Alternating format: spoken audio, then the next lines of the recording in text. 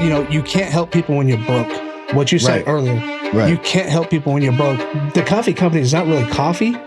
This is more of helping veterans not commit suicide and to get them out of bad situations. Oh, I would say, no, I did park my motorcycle back there, and there was a big sign. I was like, I hit it.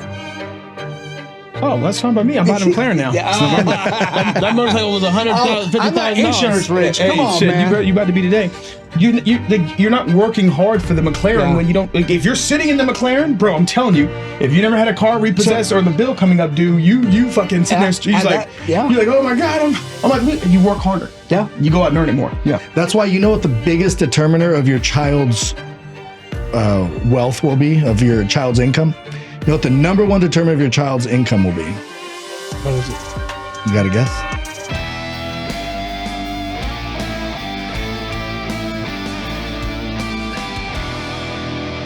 Hey, I'm Dustin here, Red White Badass Brew, and you're on Therapy is Full podcast with co-host Terrence Davis. We are unlicensed, unfiltered, and unhealed. Is that the title? Unhinged? Unhinged? We are unhinged? No, we're not unhinged. We are unlawful? Unlawful? Unlawful. Yeah, uncharacteristic? Unregardless. Unprofessional. That we'll take that one. We are here with a very special guest. Most of you guys know him. If you don't, because you guys are watching online, but if you're in San Diego, you have to know who he is. Jason, the man Stewart. Jason, how are you? Let's go. Yeah. I'm excited to be here. I drove a long way to make it here. I love his hair. Been waiting out here for hours. He actually has been, which is really good of him. Mm-hmm. I actually was going to open the door and see you probably already gone. Which I could not understand. I was like, damn. Well, I texted Terrence several times. Like he just said, meet me up here 11:15. And I was like, okay. For what exactly? Am I doing? Like, I want to make sure that I'm, it's a little bit of a far drive. No, you're ready. And last minute, I was like, I'm just going to go and see what happens. Just do it. Yeah. And that's the best way to live life. Just go put it in there. I had to make phone calls anyway. And it's hard for me to make phone calls outside of the car. So I found I used to brag like, oh, I never leave the island and I get all my work done here. But when I do have to drive somewhere, I get to make calls, and those calls a lot of times are very productive. So, what do you do? I own Epic Fighting, and then I do real estate. I help people buy and sell homes. Been licensed for 20 something years, and then I flip homes. So I'm always looking for deals. Okay, and then I just launched that whole Epic Life deal. Epic Life, Elevate everything. So it's not completely new. I used to put together the Epic Mastermind experience. And so a real quick summary of the Epic Mastermind experience was, we're at one of Greg Reed's event. He says, everybody needs to be part of a mastermind. If you don't know of one that you can join or can't find one that fits you, make your own. I got 2 texts from 2 separate people saying, we're starting a mastermind. I was like, okay. And so it ended up being just me and one other guy.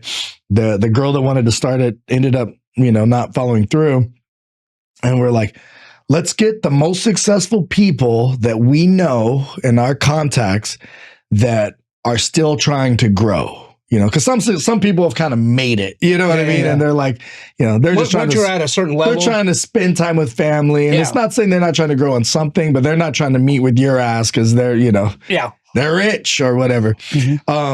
So some of these people were worth hundreds of millions. Some of these people were Teacher of the Year. And we just success in all the different categories. One was like a world leader who's super powerful and not rich at all, but like super high vibrate. If you're familiar with like the vibration of humans, like Gandhi and Mother Teresa were just at a higher, they impacted a lot of people. And then you get to the avatars, the Jesus, the Buddhas, where they impact billions of people. So just a small raise can impact a ton of people. So this woman is like, I don't know if you guys have met Sparky. She's just on a very high vibration. So we got like 10 people together, and the founder of UGG Boots, my buddy Brian Smith, and all these people. And we just met every Tuesday for a year. And the only thing that made it not quite the definition of a mastermind is a mastermind has like a common goal locked in. And our thing was just like, let's just meet and figure out how we could help each other, and we'll figure out what we're meeting for later, We did that for a year, and we came up with an event. And then the first event, everybody kind of pitched in. events are very more overwhelming than a lot of people think. You actually have an event coming up this next week. Yeah, and epic fighting. Just FYI, if you guys are trying to call Jason over the next 5 to 7 days, I promise you're not going to reach him, because I don't even think I see you in it, because we live in the same area. I don't think I even see you for almost like a week, like the week leading up to it. I get locked in sometimes the week or two before. I'm doing like 16-hour days, and I want to get the team to where I don't have to do that. And that's part, a lot of it's my fault that it's not there. Well, because you have the heart. You're the heart and soul for it. Like, you are epic fighting. Like, without, if we just took you out and just said, oh, somebody else will run it, I don't think they'll run it as well as you. And my goal is to get it to where it could happen without me. But anyway, so we created this event. The first one was really cool. A lot of people said, I don't know if I could commit that much energy into the next one. So me and my buddy Ali did the next one. I think we did 4 or 5 of those. And then we snuck one in right before COVID. Very, changed a lot of people's lives. A lot of people that you might know now were like kids who spoke at the event. We always had a millennial day, which was just the young people day. It was the 3rd day. Speakers and everything. All ages would attend, but you learn a lot from the young people, what's new, what's coming next. And so anyway, so just recently I launched this whole Epic Life thing, and a bunch of people were paying me money to just help them elevate their life in all the different channels, financially, spiritually, adventure, health, wellness, relationships, and all of that. So we got the 4 quadrants. Each quadrant has 3 sub-quadrants. And literally that was just this week. Nice. I just posted something on my story, and a bunch of people were just like, take my money. It's about time. About it. Yeah, you've been posting about things for a while. I mean, I've known you for a couple years now, and it's even if you're not posting about living an epic life, you are showcasing it. I post that all the time. But I was just like, if you want to do something with me like this, and me like make it an actual thing, you know what I mean? The mentorship. And I think one of the things that I enjoyed is the whole epic life. I think when you find people that maybe I think can come across disingenuous. You've got the cars, you're hanging out with beautiful women, like you have all those things. But what I've loved about seeing your content is your definition of an epic life is not cars, girls, and money. It's cars, girls, money, food, clothing, spiritualism. It's health and wealth. It's taking care of your kids. It's being a grandfather, which, by the way, for those of you that are watching online on YouTube or on any of the other channels, you're seeing this handsome man here. If you don't get to watch, if you're on Spotify, come over to the YouTube channel. You guys got to watch it. But I think that's one of the things that I've enjoyed most about watching your content. It's not about ego and bravado. It's about like, hey, like this is who Jason Stewart is, and here's what you guys get. You get to see me in all of my glory, and that's what makes it epic. And you're a grandfather. Yeah. He's a sexy ass grandfather. How old are you? Trending hashtag Lil Minky with the Binky, WITDA, Lil LIL, Lil Minky with the Binky. That's my granddaughter. We nicknamed her that. Okay. How many kids do you have? I've got 3 kids. I've got a granddaughter. Yes. I was just say, oh my gosh. And then, more kids on the way. More kids on the way? Oh, yeah. Wait, hold on. How many kids do you got? I got 3. Okay, so you got 1 and a granddaughter, and then you have kids on the way. Yeah, so it's more than 1. Well, Yeah, I haven't made an announcement yet. I gotta make a formal announcement. This will be months out. This is down the line. This is down the line. So you're safe. Yeah, I have to make the big post baby. And all that. Woo. I guess I've given a couple little hints, but. Yeah, got people in the DMs like, hey, bro, is he? But that is, I think, the definition of the epic life. It's not about the money or the cars or driving a McLaren. It's, hey, like I drive a McLaren, I take my daughter to school. Yeah, so all that can be part of it. So my big thing is define what an epic life is to you and be ready for that to change tomorrow, 6 months, in a year. You basically have to define and redefine regularly. And that's my big thing is just like, get clear on what it means to you and then move towards that. So right now, everybody in my coaching thing, we're all sending each, and like I said, we're on day, like the 90 days hasn't even started. So everyone that's like signing up early, I'm like, this is just extra credit. You know what I mean? I want to lock in 11 for the 90 days. And I think we've got like 4 or 5 locked in already. Another one signed up yesterday. Someone else is supposed to sign up today.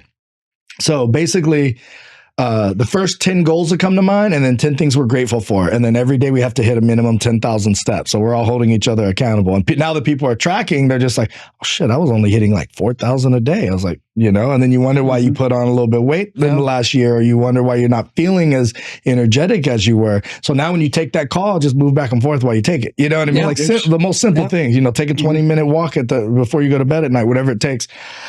And myself too, I had a day where I wasn't moving a lot. I was driving a lot, taking my son to practice, and I get home and it's 9 o'clock and I'm like 4,000 steps short. So, but I went and took a walk with Ali and J Pro, and then next thing you know, I broke 12,000 steps. But every morning we say our first 10 goals that come to mind. The reason why we do that is some people will make a vision board and they cut out the mansion and they cut out this secret island that they want to own and all that stuff. And I have all that on my vision board. Don't get me wrong. I love it. And you should chase those things. But there's certain things that on a conscious level, you won't think they're more important. You'll think, once I get the Lambo and the watch, then I'm going to feel successful. But your subconscious sometimes will tell you that, like, if you could accomplish this other thing, which may be something that doesn't seem as the public definition of success. It might be a feeling goal. It might be, I want to become this type of a person. It might be a place you want to go, or a trip you want to take with a family. And so I did it. So I have everyone do it a minimum 10 days. And then we expand off of that. What you'll notice is that the less you think about it, the more random weird shit will pop up. And some of that weird shit will come up on day 3, and then again on 5, and then 7, 8, 9. It came up on all 3 days. And that was never on when you're thinking hard about what your goals are, that was never even on there. But when you first wake up and you just write them, it'll pop up.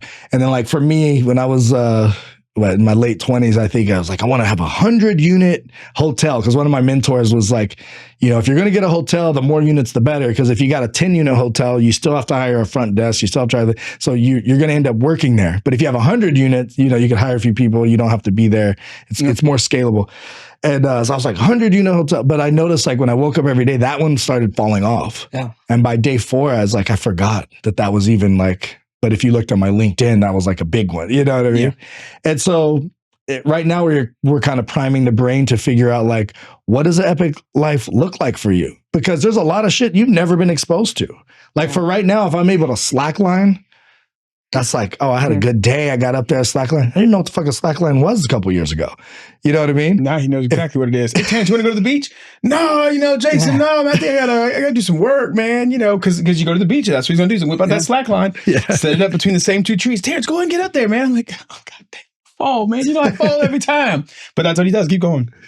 Yeah. So, I'm constantly redefining it. So yeah, I wanted to have the double trifecta of cars. I wanted to have the 3 luxury cars, and I wanted to have the 3 sports cars, the Maybach, Bentley, Rolls Royce, and the Ferrari, Lamborghini, McLaren.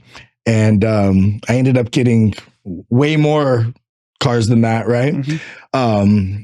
And so now I'm like, it's funny, I was telling someone a year or 2 ago, I remember I think I was talking to Natasha Graziano, and I was in like my poly phase where I was not phase, but I was dating multiple girls, and we were all hanging out, going to Mexico together, and all that type of stuff. And then I had like 10 exotic cars at the time, and she said with her accent, she's like, Jason, you know that you're an extremist. You've got 10 girlfriends, you've got 10 cars. But you know that the other extreme is you're going to have 1 car and 1 girlfriend. And I was like, you're probably right. Like, I'm probably going to go completely from this side to completely the other. A funny story about that is the year that I bought 10 cars, I started off that year with the goal of having 0. I wanted to be the Tim Ferriss, the Dan Fleshman, a lot of these guys I look up to that haven't owned a car in 5-7 years. How would you get around? Uber. Well, if you actually go write this out and look at it, the amount of money that you would spend on an Uber is about about or less than the money you would actually spend on a car. And you're getting chauffeured. You're productive. You're able to work while you're getting chauffeured around. You basically have a personal chauffeur. You don't have to worry about parking. Insurance. You don't have parking. You get dropped off right in front every single time. You don't got to worry about, do I valet my car? You're spending, going downtown looking for parking is a pain in the ass. It's like, okay, then I have to pay $50, $70 for valet. And so I was like, I'm going to go carless. And then it was Jay who was like, these people that you look up to, they got dope lives. Like they do some things in their life that you admire. They got 0 pets. They got 0 kids, since Dan has had a kid. But they're like, you have 3 pets and 3 kids. You're not living the same life. And I was just like, and then I went on to buy every dream car I ever wanted. I'm going to look at my life that way. Be like, there's guys that don't have the cars you got, or the houses or the kids that you got. So go buy 10 exotic cars. So, would you tell him that that's a good financial move? The cars? Yeah. So a car could be a good financial move. Yeah. But a lot of them were not. And a lot of them, here's the thing about the shiny object syndrome that every entrepreneur has is that even if on paper it makes money, there's the opportunity cost where you lose money. Yep. And so epic fighting, luckily I was passionate enough about it and I could feel the goodness of it, of changing people's lives, because from a strictly numbers perspective, it did not make sense. It took 7 years to make a profit. And even when I was making a profit, it's like, how many more real estate deals would I have closed if I wasn't spending 100+ hours per event on this damn thing? You know what I mean? Yeah. And so now it's pretty profitable. Like our last show, we kind of lost a decent amount of money on it as far as ticket sales to expense ratio, but then we have the reoccurring revenue. But my goal is to try to get to profit with even just the ticket sales. But we've got a lot of sponsors and a lot of TV. Now we got a lot of we're slanging commercials for $20, and obviously a lot of people are buying because they're $300 at the networks, and $20 doesn't sound like a lot, but it, and we don't really make much profit off of it, but we get on TV for free, which is all you need to do to get more ticket sales. Right. Yeah. But we got sponsors. We got the reoccurring legacy table model. Yeah, I see the thing with people in cars is everybody has a Lamborghini as the epitome of success. Right. I don't, and that's what I always didn't get. Was like, you didn't get that the Lamborghini is like like that was their goal. Yeah, not the goal. Because for you never had the goal of having like a Lamborghini or a Rolls Royce or a Bentley. No, because I look at those as more money pits versus actual money making machines. Because at the end of the day, if you buy a $300,000 Lamborghini, chances are you're not going to be able to sell that for $325,000. Yeah. You're going to sell that for $175,000. Right, depending on how long you have it, how many miles you have the variables, right? I'm just using a very extreme number so you can see the difference. So there's different ways to look at it. If you're an employee and making connections doesn't necessarily increase your revenue, and it doesn't have an exponential positive impact on your quality of life, it's not going to make sense. If you're an entrepreneur or even self-employed, maybe you're in real estate, and the more people you talk to, the more houses you could potentially sell. It could be used as a tool. So I know 100%. People who have the Lamborghini, they got the, one of the mistakes I probably made was I didn't have my logo on any of these cars. I should have at least had a little Instagram sticker and got followers out of it. But, you can do that. There are the people that buy the very high end cars that go up in value. So that's a whole different type of game. That's a different play. So, you buy the 1 of 50 Lambo, that's going to go up versus if you buy the 1 of 10,000 Lambo, that one's going to go down. Yep. But to give you some real life examples with me, bought a Lamborghini for $225,000 used. I never bought anything new except the Vanderhall, but the Vanderhall was such a new car, and this isn't like technically it's exotic, I guess. I ain't gonna lie, 'cause I don't even know what a Vanderhall is. Yeah, it's a 3-wheel vehicle. It's kind of a competitor to a Slingshot. Oh, I like how it drives a lot better. It's James Bond versus the Slingshot as Batman, the Polaris Slingshot. But anyway, everything was always used. I was always trying to buy it depreciated. Right. But for the Lamborghini, I bought it for $225,000. Drove it for a couple years. It made 70, 80,000 off of it from renting it to a few people. And then got $245 for it when it got totaled. So got 20,000 more than what I sold. A lot of that was luck because the car market was just going up during that time. Was that stupid car market? Yeah, exactly. Yeah, I sold my Corvette, but then it also my trucks. Yeah, I mean, I think for the average, to his point, I think the average, let's say, for example, I'm just let's say I'm I work for Epic Fighting and I make enough money to buy a Lambo. That doesn't really make any sense. I'm just buying a Lambo. If, however, I'm in real estate, or if those kinds of cars come with an exclusivity, like a certain kind of club that you typically enter into, and just having that Rolls Royce, this Rolls Royce was sexy as hell. That Rolls Royce, or even your McLaren, sure. the McLaren was the Jason car. Like, honestly, I didn't think you actually owned anything other than the McLaren. Like, that's how iconic that was to my thoughts and who Jason was. So owning that McLaren puts him in this group of other McLaren owners that are potential Epic Fighting sponsors. Actually, I think most of the sponsors are people that were connected to you via like, oh, look, we're in the McLaren club. A lot of our sponsors have exotic cars. Yeah. And he meets them through these events, and then that's how he can. And there's an instant connection if you have that car. But that goes for anything. Yeah, like correct. you could do that with watch. Like I don't really wear watches anymore, but I went through a period in my 20s where I was really into watches. Like, wow, it's so cool. I got me some nunchucks. No, that's fine. I've always had nunchucks. So the question I got is... but like the Ferrari, I think on the Ferrari, I lost 20,000, but I had it for 2 years, I had an assistant who, that's a whole nother story. If I see him, I might whip his ass on sight. But he was taking the car and running errands on it. Because he was assisting me with the cars and the Epic and everything else, and so the miles, like if he wouldn't have put all those miles, I might have just broke even on it. But even though I lost 20 grand, driving a Ferrari for 2 years for 20 grand is a really good deal. You know what I mean? I had a guy. Yeah, I mean, you put that in perspective. I mean, how much you usually pay for a car payment? Exactly. 500. But then the Maybach, so I bought it for 105.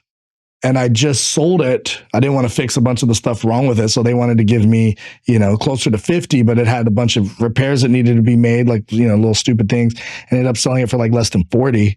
And so 105 to less than 40 was like, that was a big L. That was a big L. And I probably bought that higher than I should have because it was decked out. Yeah. It had the full Brabus. It had the, whatever, like upgrades.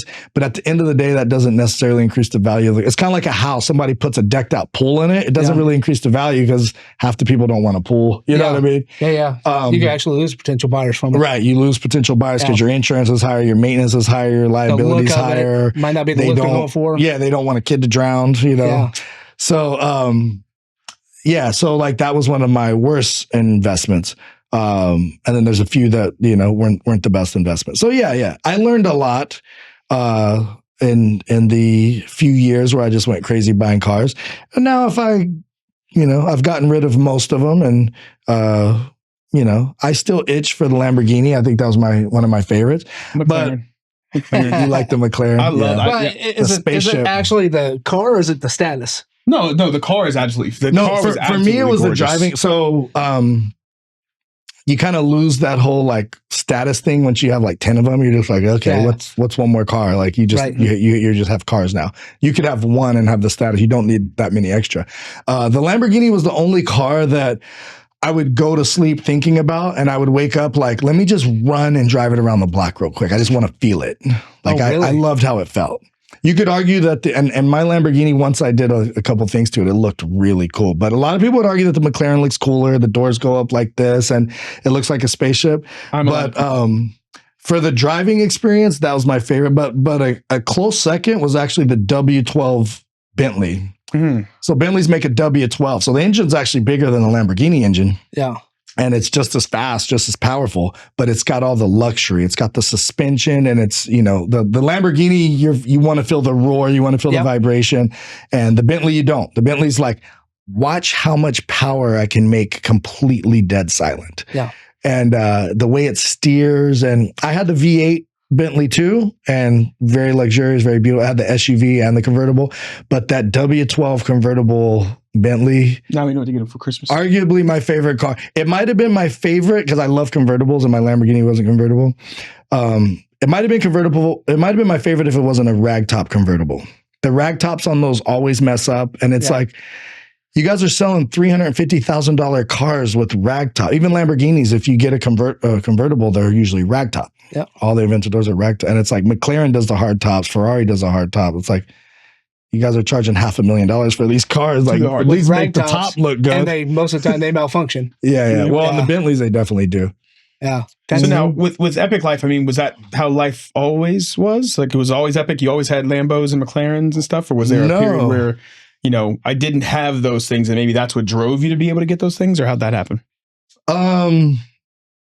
Yeah, I mean, I just started buying those cars a few years ago. I mean, I had one McLaren that it was like kind of like a friend of mine. We kind of would partner on it, and I would have it for a while. He would have it for a while, but yeah, when I went all out and just bought, you know, all of them under like my name and all that, it was interesting too. My credit dropped because, you know, obviously a lot of credit pulls or whatever. But then after making like 6 months of payments, my credit went to 820. So it's like making car payments consistently really helps your credit. But yeah, I mean, if you go back to West Virginia where I grew up, obviously super dirt poor, welfare, all that type of stuff.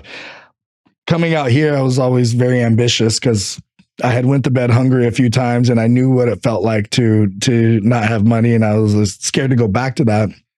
And so always into a lot of self-help type of stuff. But yeah, and it was a mindset shift. The mindset, how you're probably thinking, which is completely logical, is like $800 car payment. That's kind of irresponsible. Like that's, you know, you're getting close to a mortgage payment in a lot of other states. You know what I mean? $3,000 car payment. You're definitely talking mortgage payment. You know, like yeah. Well, that's kind of my mindset going to is like, well, shit, man. If I could buy this $300,000 car, I could probably go invest this into like a duplex. Yeah. And I'm in real estate. Triplex. And I remember when the Bentley Bentayga came out, and I had one of those too.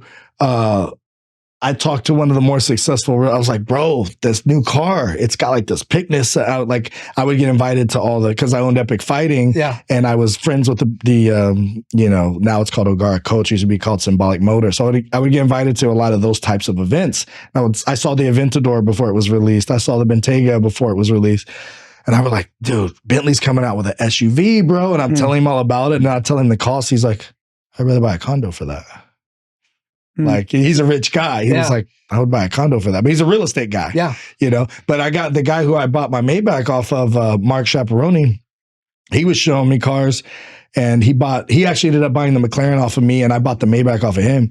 And he was like, I was like, the car market is tanking right now, bro. All the value of my cars is going down. He's like, we're not talking about the same cars. He's like, this Lamborghini I bought for 1.2, I'm going to sell it for 2. And, you know, he was showing me these like higher end cars, so where the people whose wealth doesn't really get affected when the economy is doing bad. He's like, those are the people competing over these rare cars. Yeah. So it's a complete different market. But yeah, I just, but cars have always been on my dream board. Like my vision boards have always had some type of a cool car. Mine's a motorcycle, Ducati. Yeah. Yeah. Don't you have one? I do. Yeah. So ironically enough, when I got into real estate, you know, cause I've never been like it's a military thing. Like I've never, you know, cause we didn't grow up with the most money. So for me, I've never had like the idea of like a vision board. Just always kind of sounded stupid to me. I'm like, what's the point in putting up a mansion? Like I'm not gonna look at the picture every day. But on my phone, when I got my real estate license, I said, I put the Ducati, the 2013 to 1199. That was on the wallpaper, and I bought that. Yeah. I mean, it's funny. I had the vision, man. I wanted the Lambos. I wanted the mansions. I wanted that whole lifestyle until my construction business fell apart. And then I was and that's the thing, when you like, it's irresponsible up to a point. But like, if you look at someone who's worth $100 million, they could buy a $500,000 car, and it's less irresponsible than us buying a $30,000 car because their net worth, you know, when you talk about the percentage of whatever, you know, and for them, those connections probably are really meaningful. Even if you just own a construction 100%. Company or real estate, whatever, like the amount. So I had he was like 21, 22 at the time. He's a friend of mine. And I became friends with him because Ali and them became friends with him. And I think the car he had he always had an exotic car. And I think at the time, it might have been that BMW that where the doors go up. We were renting one out. I didn't own it. What's it called? The i8. The i8. Yep. And so I love that's the super. Car, that's the super. That is the. It's a dope car. Like so I had sexy. one parked in front of POE's right across the street from us. Yep. And just old people, young. What is that? Bro, wow. It looked like a Tron car. It had these light, bro. Like. So his McLaren is the other car. So I had two vehicles I've ever put on my phone. The first one was the Ducati. The other one was the McLaren. The same one you've got. The same that burnt orange color. Mm-hmm. God, I love that. If you're selling it, it's already gone. It's already gone. Yeah. I sold it. No, I sold it. Yeah, I could. Who knows? We might get another one. There you go. But I'm looking at like I have one third row SUV, but I'm looking at buying more of those now. And that's where we're at now. So the family's getting so much bigger. What I do look at, what I am putting on my vision board now is 3-seater exotic cars. For the people that are listening, what's the point? Like, I don't need 3-seaters is so I can have 2 people with me. So I'm like sitting in the middle. You got one here, you got one here. No, like the vision boards. Like for me, like growing up, it's the same way you put it on your phone. It's the exact same concept. So I'll give you a great vision board example. What was I telling you before that? Oh, so the 21-year-old kid, Colton. Mm-hmm. Colton, he had that car, and then he had the Audi. He always had like an exotic car, and sometimes he would just lease it for a couple of years, or sometimes he would buy it cheap, I believe, and then he would sell it. You know, he knew how to buy it, and then he would be like, "So I'm not losing as much money as you think." He's like, "Usually I'm losing $5,000 to $10,000 plus the payments that I make on it." Mm-hmm. He's like, "But if you can't make $10,000 from a connection that you made from owning this car in 2 years, you don't deserve to be in business anyway." And when he said that, I was like, huh. That's interesting. That's an interesting point. And this is coming from like a 22-year-old, you know what I mean? And I was just like, if you can't make, and one of them, he lost he said, my total loss for this was $5,000 plus the payments, whatever. And he was just like, if I can't, I was going to have a car payment anyway. Yep. I got to drive the car of my dream. So let's take the payment out of the equation. Yeah. Let's just say, and if I can't make $5,000 in 2 years, and the way that I met him was Ali and them, yo, what kind of car is that? And when he got off the freeway, they followed him, and like they'd never seen that BMW, you know what I mean? Yeah. And then that's how they met him. And then they invited him to something, and then I met him. And then now, we're in the same circle, and he was in all of these circles just because he had the car. That's crazy. Like, how was he going to get in these circles? He was a 22-year-old kid. Yeah. But yeah, so that's that kind of changes your perspective. Some people would say that buying an exotic car is smarter than buying a house. Now, obviously, I'm born and bred, real estate guy. I think everyone needs to own real estate. Yeah. But if you're looking at from directly like networking and marketing, yeah. Unless you're having big get-togethers at your house all the time, the cars might be in front of more people. That starts more conversations. Exactly. Yeah. I can see that. Yeah. I can see how that could be an extension or leg of. Mm-hmm. Are you going to buy a Lambo now? Now we got to buy one. Hey, we should all buy. You said Lambos. You would not buy one? No, I said now we got to buy one. I would definitely buy one. And then also it switches something in your brain. Like for me, anything over an $800 car payment was insane. And then I went right to like $3,000 Lambo, and that was with like 70 grand down.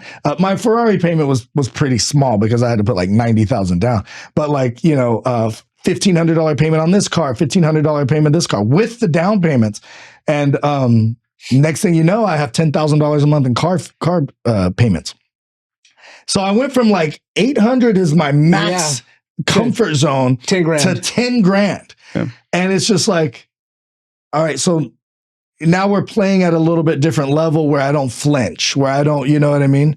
And it's the same with business. It's like all of your, I was talking to a friend, and he said that he had someone on the phone, and he didn't want to make him uncomfortable by quoting him too high. So he said, why don't we start you off small with something like, $20,000 or $30,000 a month? And the guy laughed at him. He's like, I'm sorry, I'm talking to the wrong guy. And he lost the deal because he was thinking hundreds of thousands to $1 million a month of advertising that he wanted to do. But he's just like, I don't play with people playing on that level. Yeah. The guy was wanting $500 or $600. $5 or $5,000 or $6,000. $500,000 or $600,000 a month is what he's wanted to spend on advertising. Oh shit! Yeah. So he pitched him $30,000 a month. The guy's like, yeah, I want more. And he said, I'm talking to the wrong guy. Like if you're dealing with attorneys who are only advertising, only spending $30,000 budgets, I'm talking to the wrong guy. Like I'm in a whole another league than who you're used to working with. And he's like, damn it, I should have let him say the price first, or I should have pitched him high. And then if it was too high, worked my way down. But you know, it's the, I sat with Greg Reed once and I was just like, my goal is to get this many sponsors. And he was like, well, what are you charging? $2,000 a month, you know, to be a sponsor? I was like, $500. He's like, what are you talking about? He's like, no, you get 2,000 and you get less. Not everyone gets to be an Epic Fighting sponsor. And I was just like, okay, well, let me think about how I can provide 4 times as much value. He's like, no, you're giving them too much. You're giving them way more than what they're paying for. And he told me, he was just like, you know, you've been to my events.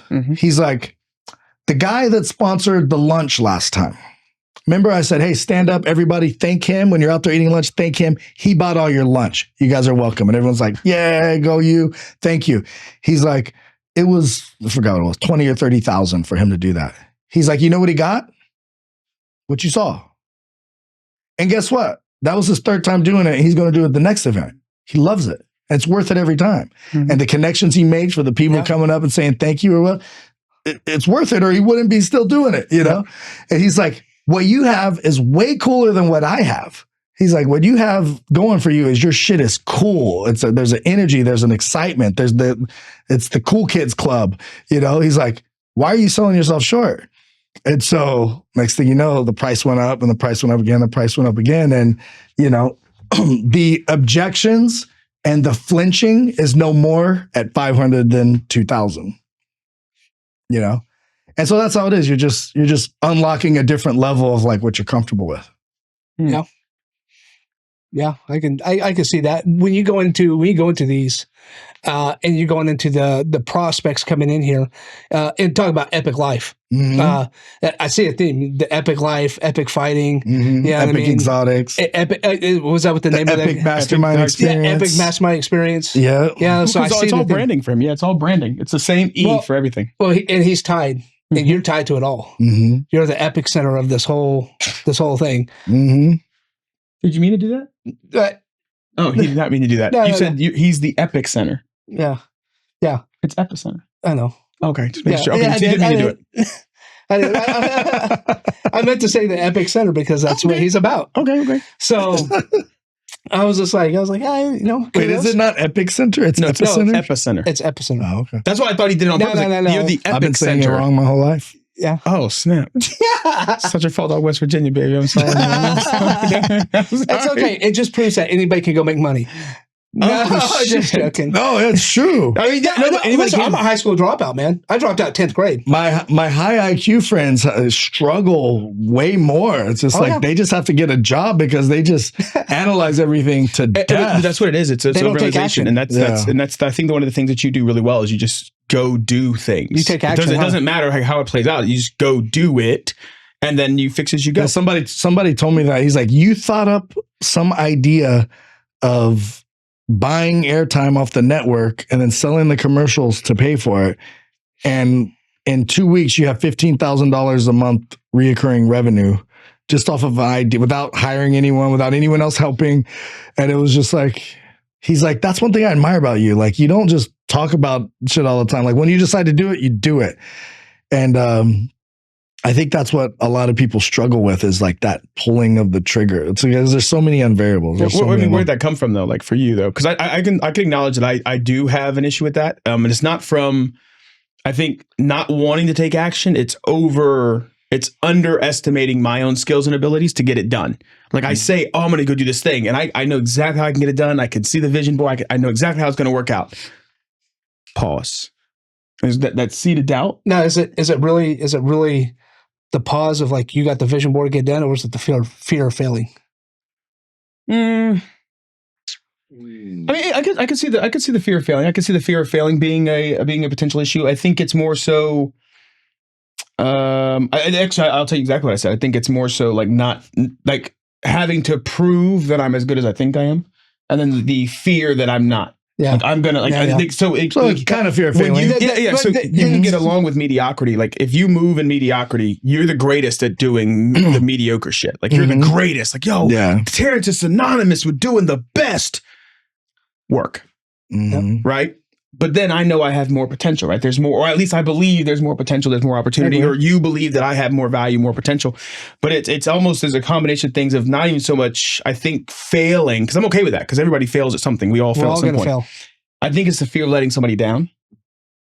That bothers me. Now, yeah, man, we're going. That's the part I don't like. Like, so if I say, hey, Jason, we're going to do this thing together, I'm going to build this thing, put this website together, my pause is, fuck, I got to make sure I cover all my bases. I got to make sure this looks good. I got to make sure this happens. Okay, cool. Oh, so you try to overdo it, and in time overdoing it, you've actually spent a lot of effort and time on this without just saying, fuck, this was way good enough down here.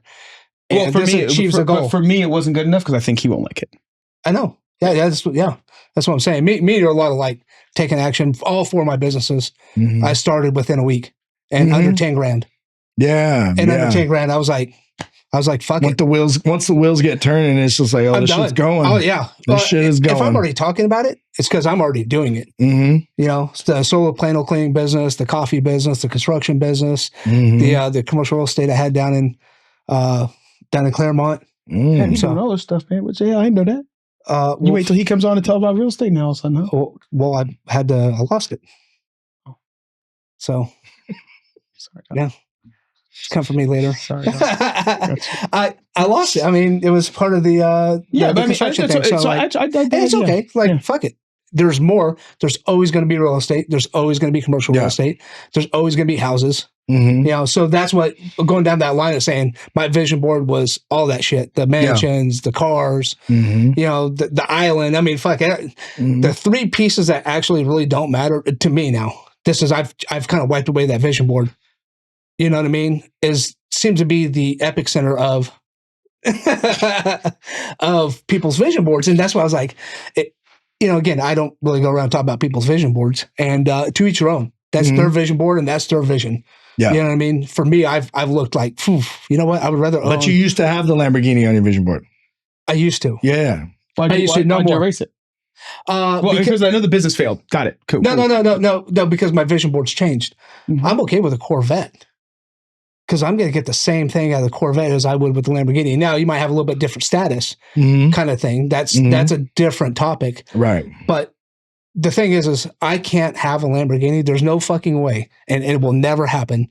Have a Lamborghini sitting there and going, man, I drove 1,200 miles this month. I don't know if I can, you know what I mean? Yeah. That shit will have 80, 100,000 miles on it. Yeah, but then you know what I mean? 80,000 miles on it. But that's fine. But it really decreases the value of that car. Fuck the value of that car. Very fast, right? Yeah, fuck the value of that car. But again, if you got something where meeting people of high status adds value to your bottom line, then that's where the car comes into play. And it doesn't have to be the car. You know what I mean? And it doesn't have to be the watch. It doesn't have to be the car. It doesn't even have to be the house. Like, you know, you could join a men's group. You could you could be a member of your church and go to the, you know, like I really like that Awaken Church has the Pathfinders where they it's like you know, the business building. They're like, you're supposed to thrive so you can give more. You can't give what you don't have. And I've always had that mentality. Like, you can't love someone more than you love yourself. You can't donate more money than you got.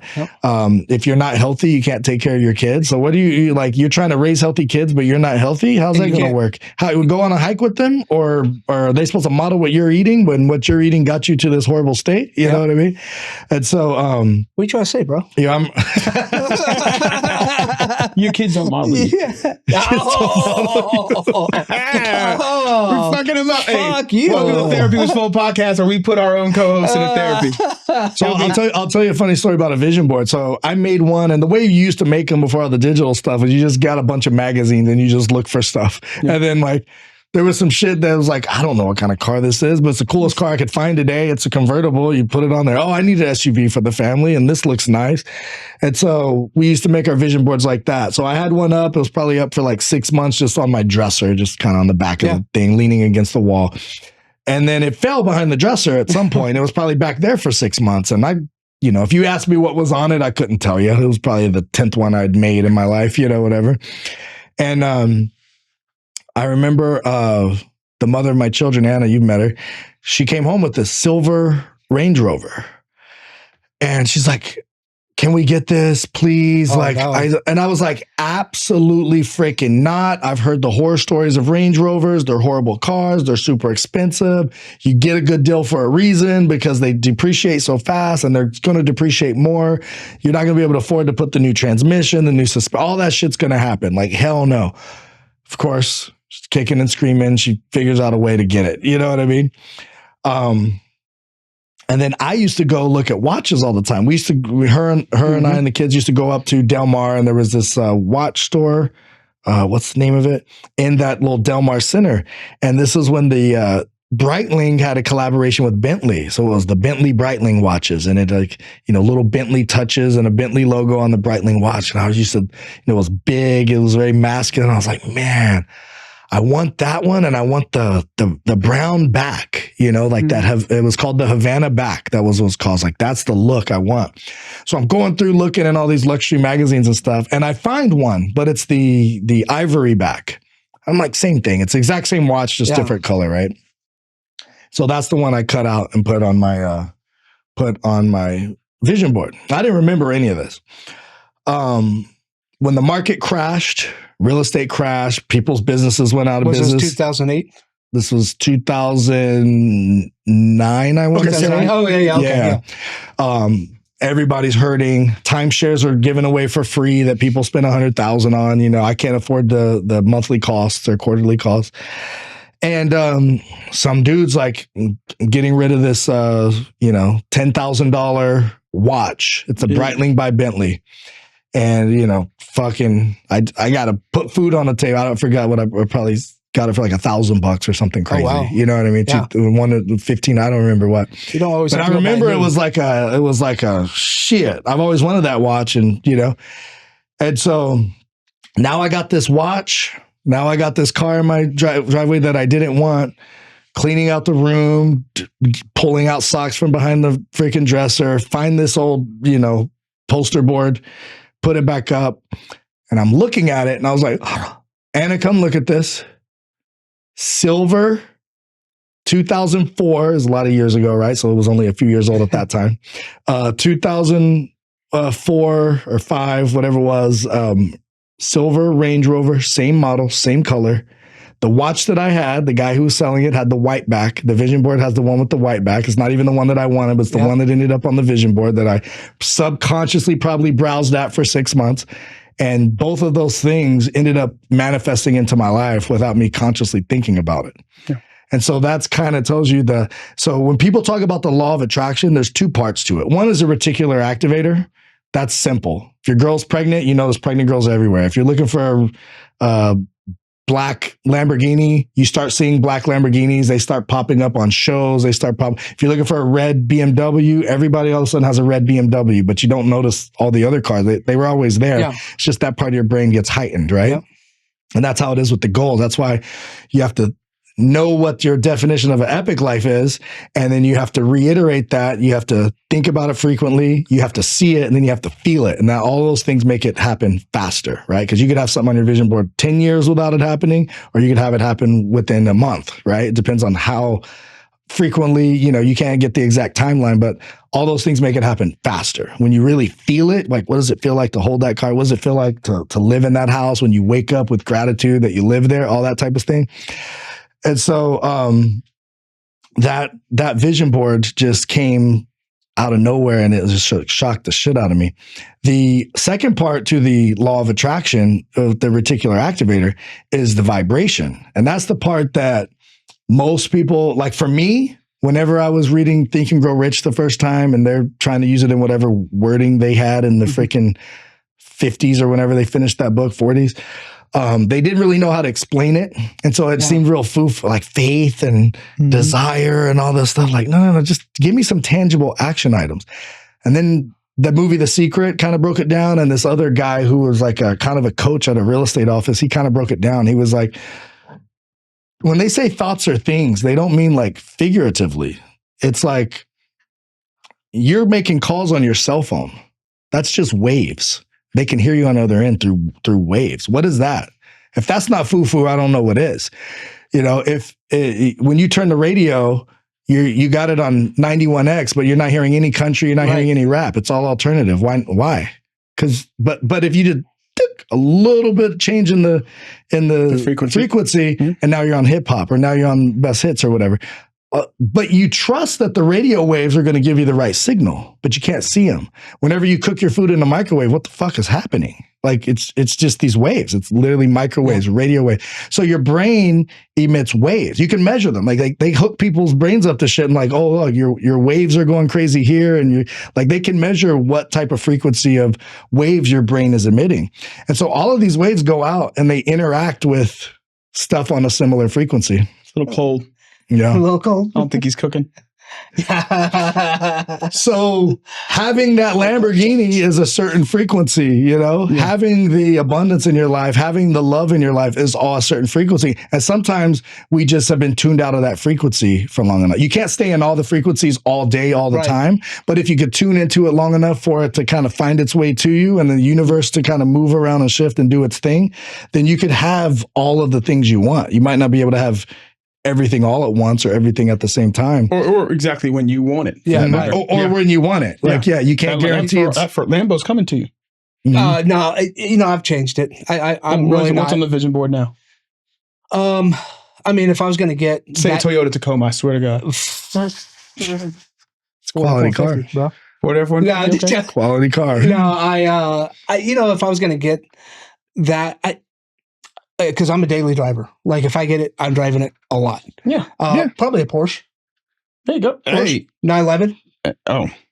The new Macan, the Porsche, the E, the electric version. No. But thing's nice. I do not want the funny thing is electronic you cars. mentioned earlier, like it's going to be a daily driver and all that stuff. The truth is that Ducati out there has she's going on 21,000 miles.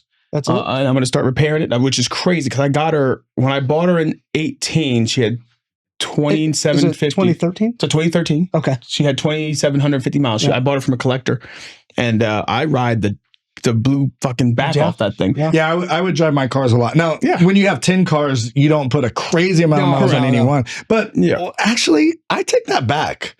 I mean, for your job, you drive a lot, right? So he drives one of my cars. Yep, the Porsche. And it's Porsche, by the way. Porsche. Yeah. Porsche. So that was one of the cars that I bought in that when I say I bought 10 cars in a year, I probably bought 20 something cars in a course of like 3 years or something that. Because I would replace them as they would go. You know what I mean? Yeah. Get rid of one, get a new one. But like that Porsche has 100 something thousand miles on it. My Maybach had 80,000 miles. My Escalade has 100 something miles on it. I don't know anything about Maybachs. Are they good quality cars? Yeah. A Maybach Maybach used to be a British car. It was similar as a Rolls Royce. They're competition cars. Okay. And then, and Rolls Royce is also British. So they came from a similar, era and place. And then Mercedes bought them. Oh. And when Mercedes bought them, they added the Mercedes quality and technology and all that type of stuff. And if you Google best car in the world, Rolls Royce is owned by Mercedes now. No. Maybach. Maybach. Okay, did I say that wrong? Maybach. Yeah. So actually, funny. So Elena from the remember Teddy Ball in last year.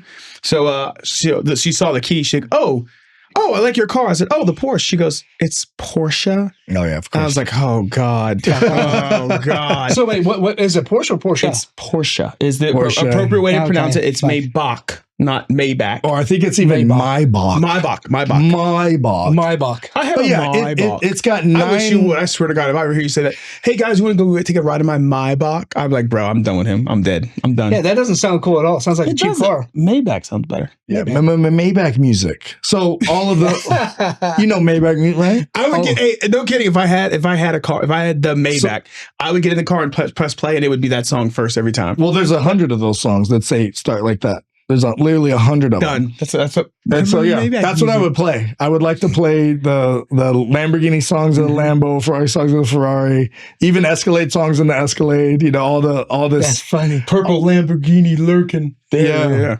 But if you Google best car in the world, Maybach often comes up. Or like if you YouTube like best car in the world, because it's a V12. it beat the McLaren on a takeoff. That big boxy ass. I was surprised too. It's a V12. It's got good traction. You know, I mean, and then it depends on weight too.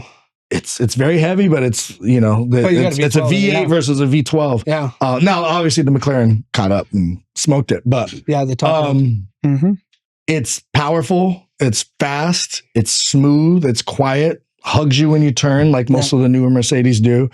It's got a refrigerator in it. It's got 9 inches of extra space for your feet. It's made to be chauffeured in. It's got the curtains that go up or down to, my kids call them peasant blockers.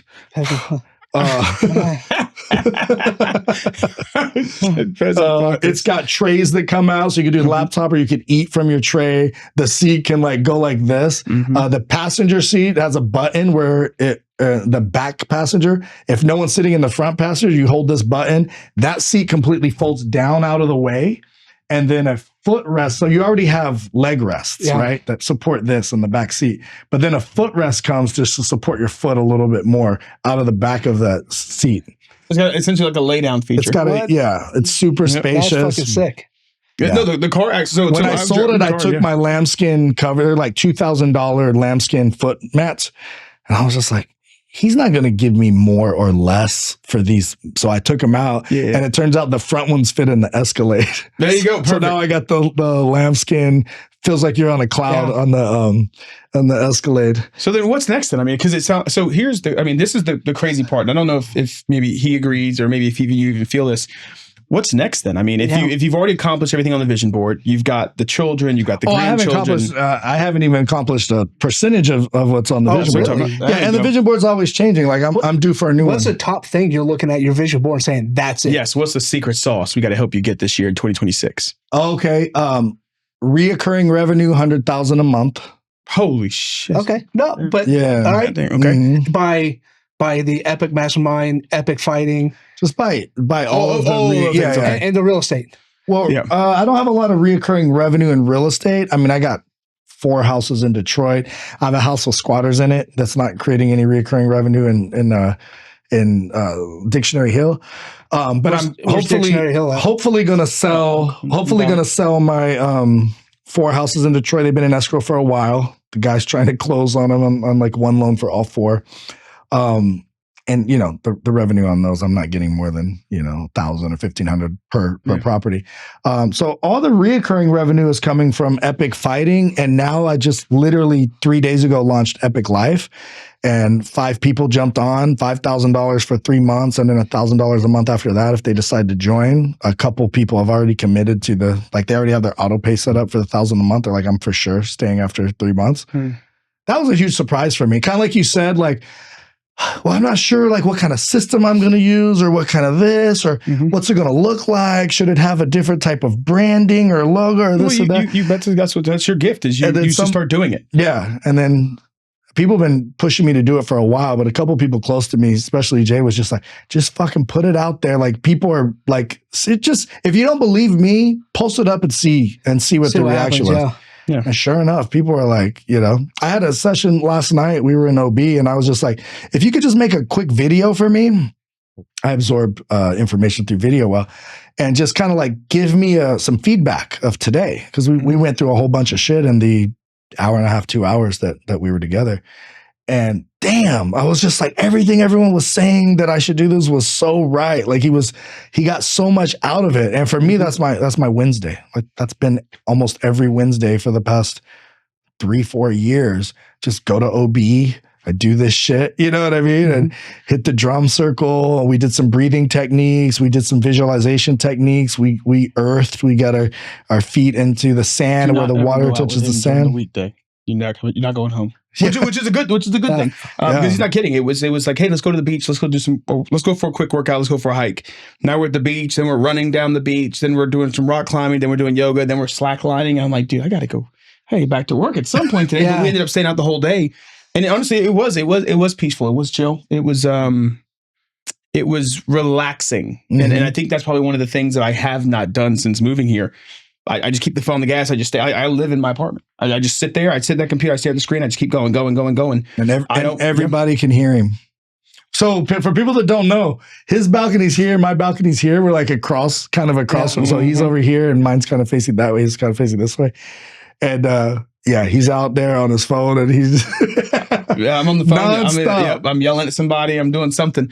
But so when I call him and he doesn't answer, I'm like, he's on the phone. Shoot a text. He's gonna text back when the conversation. Whenever he lets the other person talk, he might text back. Whenever that happens. So if for some person that doesn't know you yet, the person that maybe wants to live an epic life but maybe hasn't met you yet or hasn't connected with you yet, we'll get the Instagram in a second. What would be the piece of advice you would give them if this was day 1, minute 5 of the mastermind? Like, what would you tell them is the key to living an epic life? Define what an epic life is for you. So so many people are chasing success and they don't know what success means. Yeah, they don't know where to start. What's the definition of success? Like, do you guys know what the definition of success is? The true definition or my definition? Your definition. Oh, mine's simple. Mine's building this coffee company up to 400 million. Mm-hmm. And having a different company that's a different clothing company, which I already have. I just haven't started because I have to get this thing to X. Mm-hmm. And then real estate. My goal is to own apartment complexes. Okay, that's my goal, is to be in that kind of real estate. And also commercial real estate. So let's just say you sell this for 400 million and you get to keep most or all of it. Okay. Do you feel your desire to own apartments is going to be as high? Because now you got 400 million. You could live off of 1% interest of that. But we're talking about generational wealth. Okay. You know what I mean? Well, that's good. Now we're talking about generational wealth. That's so a whole it's not only about me, right? But it's also about my kids. Plus, you can't help people when you're broke. What you said earlier. Right. You can't help people when you're broke. The coffee company is not really coffee. This is more of helping veterans not commit suicide. And to get them out of bad situations. Gotcha. So that's what this is about. Okay. The more money I've got, the more I can help out. So instead of being able to help people $10,000 worth, you could help people up to $400 million worth.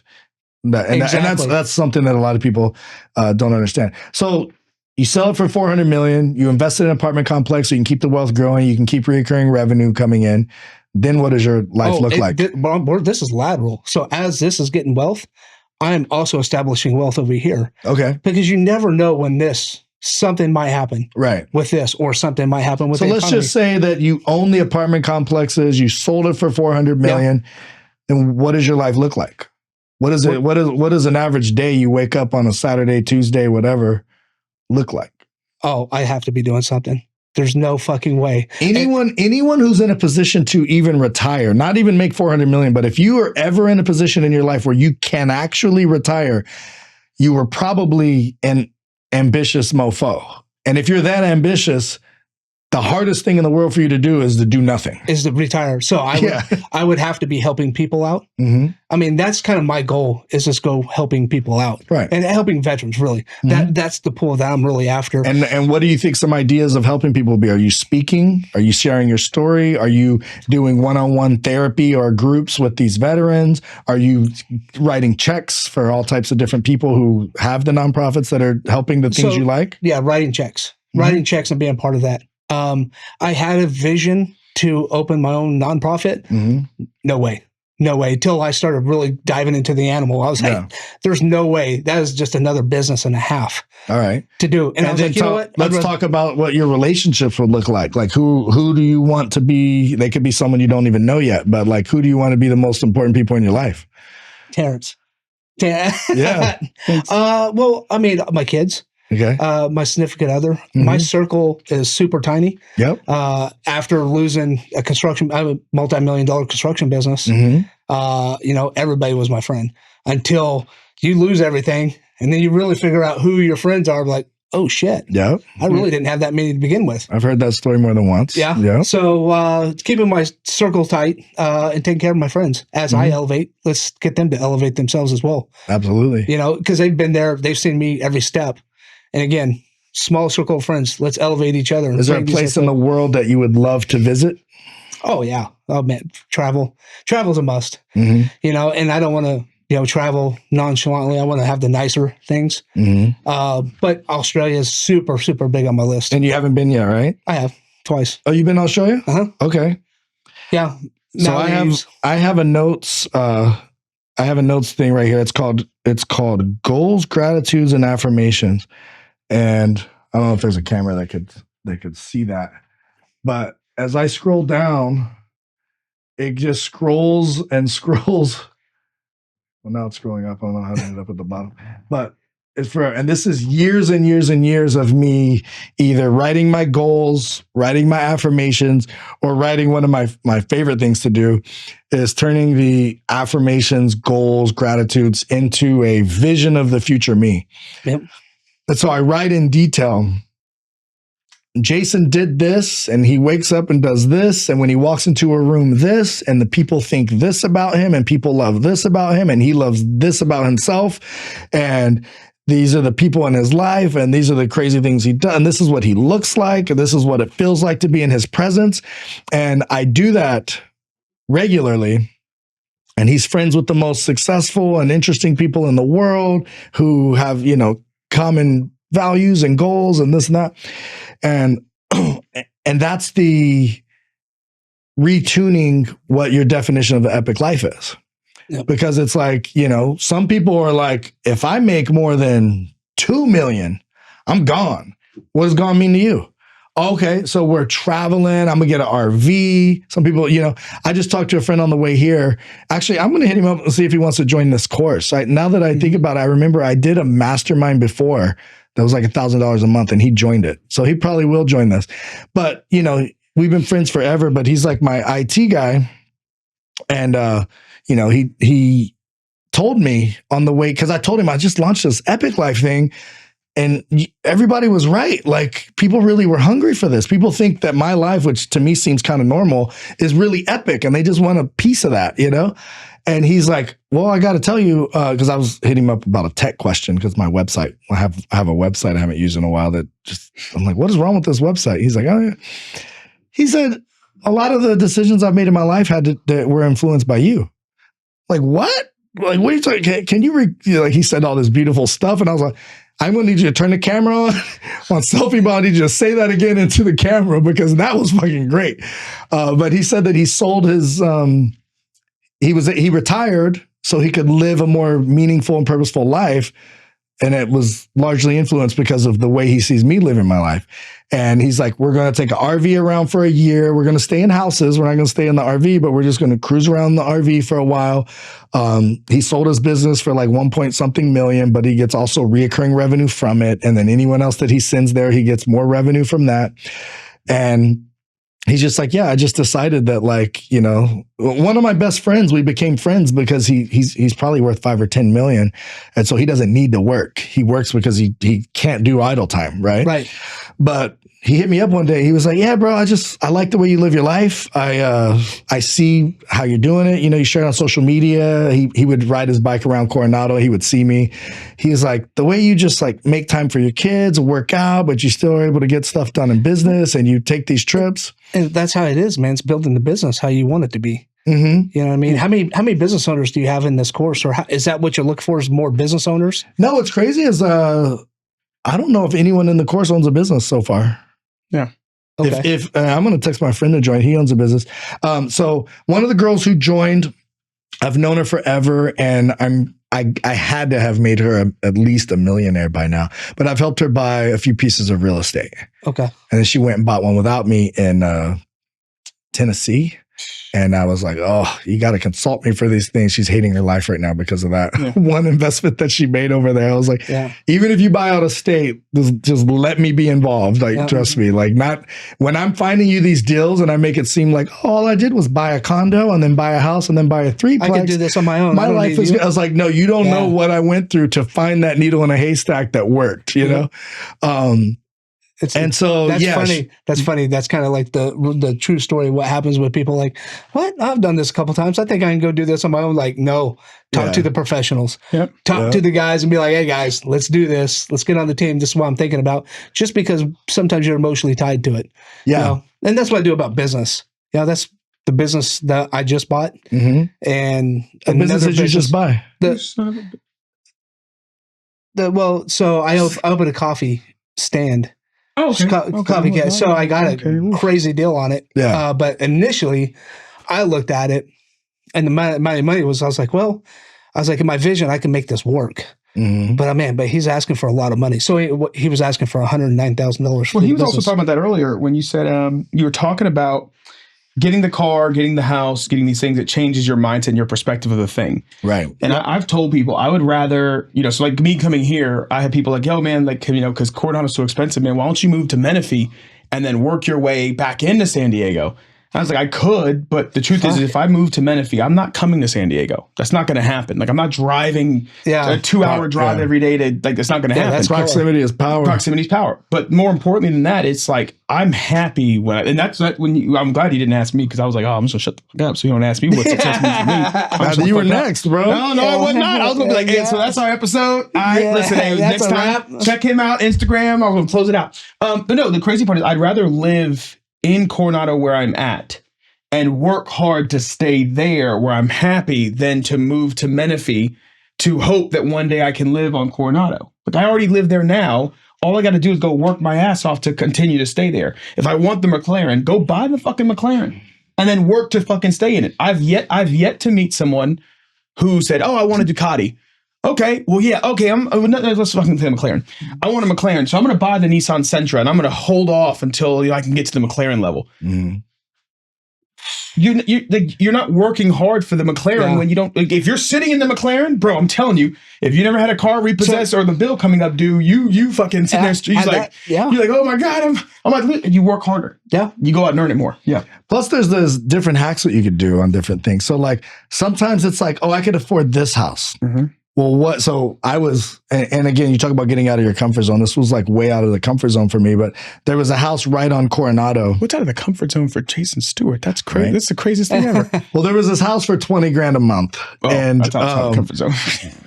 But $20,000 a month was a ridiculous deal because there was a similar house that was smaller. Didn't have as much this house had little things that need fixed, like the handyman needed to go through there. So there was one that was more turnkey, but it was smaller. We're talking 4 bedrooms, 4,000 square feet. This is 6 bedrooms, 6 baths, 6,000 square feet. Better location. But the other one's 40,000 a month. This one's only 20. Oh, fuck. So it's really a good deal, even though like it's not perfect. It was a really good deal. Had a pool, right on the ocean, windows everywhere. You could see from the top downtown and the other side. I have it on my Stewart Estates page if you scroll back. And I have a few people that got interested to buy it just for me posting it. So I've actually wrote offers for them on the property. Sellers are kind of not wanting to sell, but I was thinking of just renting it.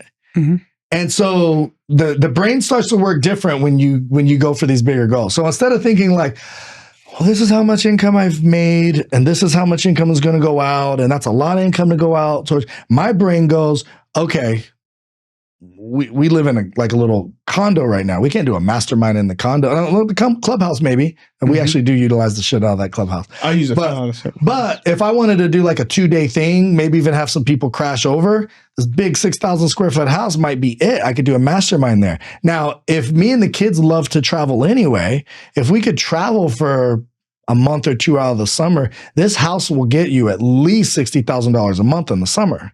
So for every month of the summer we rent it out, that's 3 months. My thing was, let's just go travel. We could travel with all of us for less than $10,000 a month, especially in Mexico or places where you can use the dollar rate to your advantage.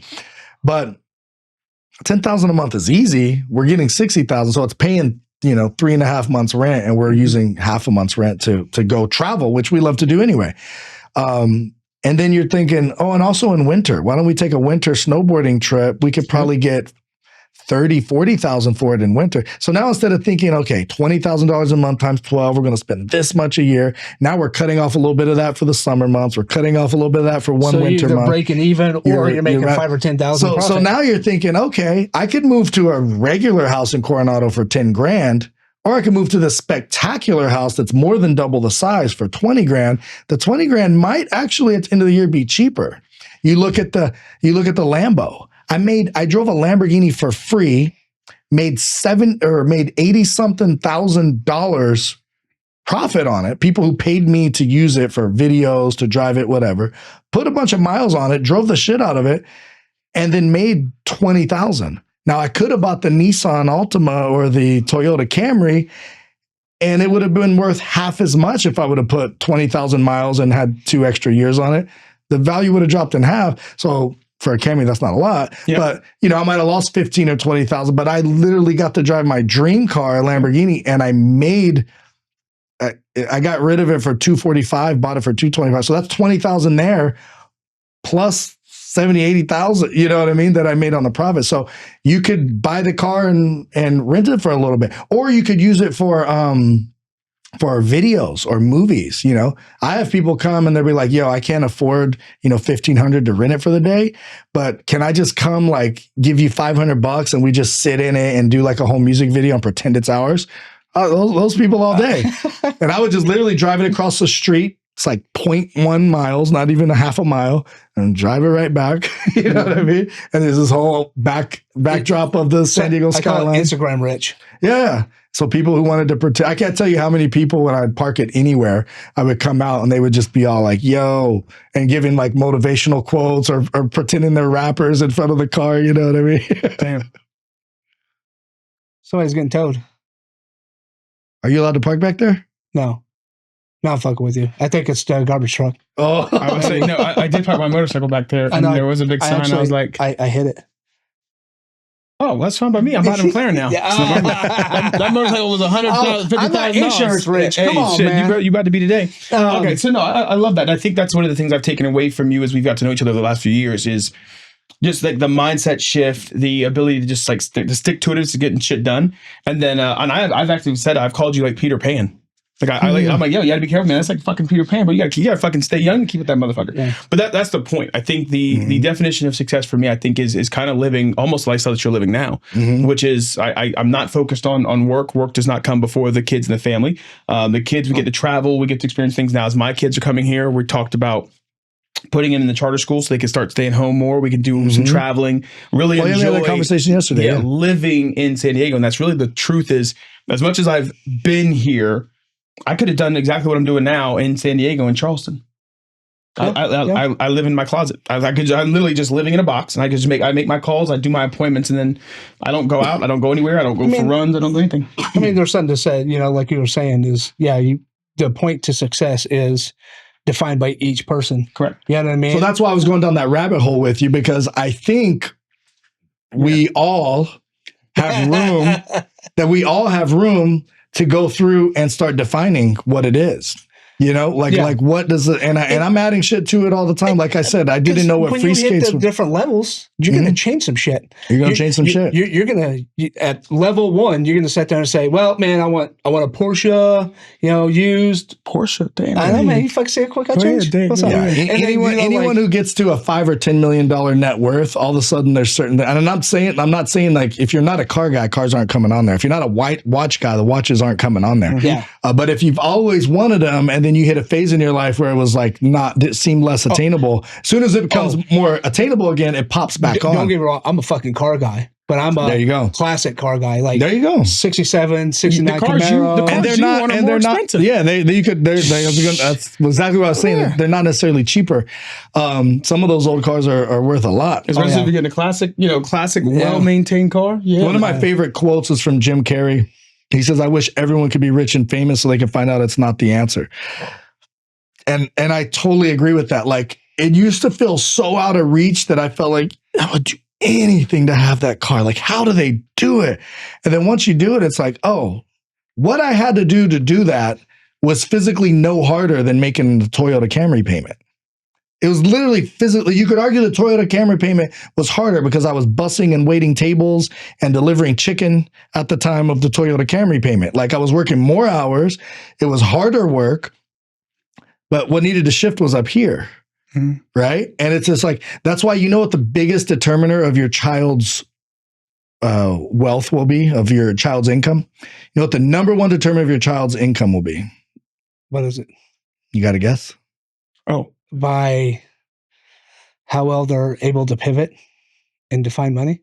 How big I build the foundation for them to see their dreams. We like to think all of those things, right? And we do. And we do. When you hear what it is, you'll start to think of all the ways that you could help enhance it. The zip code that they were raised in. You dumbass! I told you that. I said that. I texted you and I told you in my head. So living in a more wealthier zip code. Just because you're a different lifestyle. No, it makes sense. You're in a neighborhood where it was normal. Yep. We live in Coronado. If somebody owns their house in Coronado, you know their house is worth $3 million. Yeah. If they live in a very smaller house, very smaller regular house, yeah. right? Yeah. $3 million. Listen, $3 million actually only gets you 3 walls. The 4th one you got to build. Yeah. No, but to his point, I mean, and if they're paying rent, they could be in a studio. They're still probably paying $3,000 in rent. You know what I mean? So like, if they're living in a 2-bedroom, they might be paying $5,000 in rent. If they're living in a house, they're probably paying $10,000 in rent. And so it's just like, it's a different area where so-and-so's mom was this, so-and-so's mom was that, so-and-so did this, so-and-so did that. And so now, if that's the number one determiner, we're just assuming that your kids are being their kids, you're just living your life. Now, some of the things that we could do to enhance that is get them around a lot more people on a regular basis. So you are who you hang around with. Well, your kids are also who they hang around with. So they're children of kids who have more money. Doesn't mean there's not some jacked up kids. Yeah. They're just richer, jacked up kids when they are jacked up. The percentages are the same. Yeah. You got the same percentage of kids who are narcissists, who are spoiled, that's the thing. People think if you grow up in a poor neighborhood, then, well, we didn't have it like that. So they're not, no, those kids are spoiled. You're giving them Jack in the Box at McDonald's whenever they want it. That's still spoiled. Yeah. You know what I mean? It's just like different level. It's just a different type of spoiled. So it's like the kids who the parents made them, have discipline or keep the room clean or do this, like they're the same in the poor neighborhood or the rich neighborhood. So it's just, you got your good kids, you got your, got issues kids or whatever. It's the same percentage in the poor or the rich neighborhoods. It's just the rich neighborhoods, it's more money. So that you can't say that the income is the only definition of success. But I will say that whenever you are stressed about money, everything else suffers. Yeah. Oh, and that's why I'm like, you don't got to be rich. You might be able to figure out how to make $5,000 a month consistently and not take up all of your time and love what you do. And, like I remember I had some people were bashing. I have a brother that lives in a lake in West Virginia, the houses are $10,000 there, whatever. And his parents, they were like professors. Well, not rich because they're in West Virginia, but they were good for the area. They bought their house. They kind of left it to him. He took care of them and whatever. He has a little bit of he was in the military. You guys get like, disability money and just like retirement money, right? Yeah. And so, and I was looking at me and like the siblings and everything. I was like, we're still hustling. We're still in go mode. Technically, he's financially free. Yeah, he's swinging on trees and hiking out in these freaking woods, and he lives on a lake. And yeah, his house might only be worth 10 or 20,000 or whatever, and he bought another one down the street. But like, he's set. Yeah. He doesn't have to work. He's doing the things that make him happy. He's breeding dogs right now and selling dogs for extra money, or whatever. So those big, what are they called, Corsas? Mm-hmm. Those big, crazy, King Corsos. King Corsos, yeah. But so yeah, you need enough money so whenever they look at happiness, for the average, the number that they came up with nationwide for America was roughly 60,000. Inflation has probably changed that number, and then if you're in San Diego, it's probably a lot more. But that's 160. Right. But the point is once you hit the minimum threshold to where you can live comfortably, you can pay your bills, you could eat, you can enjoy an ice cream with your kid, you could go to the zoo. Anything over that does not exponentially increase your happiness. As a matter of fact, a lot of times it has no effect on your happiness. Right. And so they have the your basic needs already taken care of with some extra. What do they call that effect? It's even like the cars. I had to remind myself to go drive the car and be grateful for it on the different cars. If you give a girl a purse, she just loves that purse. It lasts like a week. Yep. And the happiness level goes right to the same. Yeah. You know what I mean? And it's not like there's any confidence building in getting the purse if it was given to you. Now, if you earned it, there's a certain level of one of my favorite definitions of confidence is a series of promises kept to yourself. So if you said you were going to get the purse, if you said you were going to get the car, that's why I don't bash the material things. I love it. Like, go get it, because that's a set marker. Just like you could mark that you benched 315 for him, it'd be for reps, right? Or you lost 10 pounds. Like, that's a hard mark that you can measure. 12-inch pythons away. 12 inches, baby. It's at least 18. Baby. Why are you punching it? Why are you beating off your arm? You beat it up a little bit. You guys how it gets hard. Getting that material thing. You want me to deflate? Yeah. You want to get deflated? You want to get deflated? No, you want to calm that ass down. So yeah, man, everybody should be rich and famous so they can see it's not the answer. And I love it that I was able to experience all of these quote unquote riches, because it's like, cool, I did that. I know I could do it again. Yeah. And I also know that I don't need that. Like, it's not the final answer. So whatever route I decide to go, like, you know me, it could turn on a dime. I could be like, hey, we're moving to Costa Rica, family. We're in Bali. We're in Costa Rica. Yeah. We're in Mexico. You know what I mean? We're gonna do van life for a while, whatever it is. So it's always just a new adventure. Yeah. And so I think that what I was trying to get to with you was you were checking a lot of financial freedom security boxes, and then you were doing some give back boxes, which is amazing. Yeah. And then it's like, okay, well, where's the adventure? Where's the aura? Where's the, you know what I mean? And that's the stuff that a lot of people are just like, if I hit this much money, I'm successful. Yeah. Well, it's kind of also how you build it, man. Like if you're planning on to build a $4 million company and you're just fucking in it like this, that's crazy. I mean, you're stuck into that thing, and you're going to be waking yourself into a wall 5 to 9 every day. You know what I mean? You'd be like, yeah, I want to go take a vacation. Vacation is no, you're not. No, yeah, exactly. See, that's not my idea of business building. My idea is building this each step, adding that layer of removal, versus now I have a manager that now I'm just overseeing the business. I'm working on the business that in the business. I'm reporting to her. We're having our meetings, and then they spread the vision. And it's my job to make sure that vision is getting spread down to here. But I don't have to spend 40 hours doing that. I can spend 3 hours doing that. That job is done. And then that's how I see each of these businesses unfold. And again, you own apartment complex. You probably own a project or a property management business. You might. You know what I mean? Probably. That's probably what's going to happen, right? To oversee each of your properties. And then again, you build that up the exact same way. So now I'm working the 5, 6 hours, 8 hours a week, or versus the 40, 60, 80. Now 60 to 80 hours a week. Right. So that's the goal, to get that down too. And clarifying that doesn't necessarily change the amount of hours that you're going to work today and the hustle you have today.